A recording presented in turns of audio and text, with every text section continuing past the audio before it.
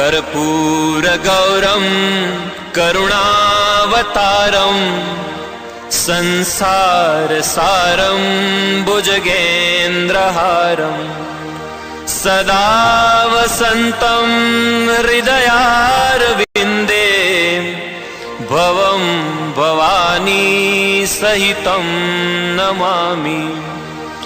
मन्दारमाला कलिनालकाये कपालमालाङ्कितकण्ठराय नमः शिवाय च नमः शिवाय नमः शिवाय च नमः शिवाय।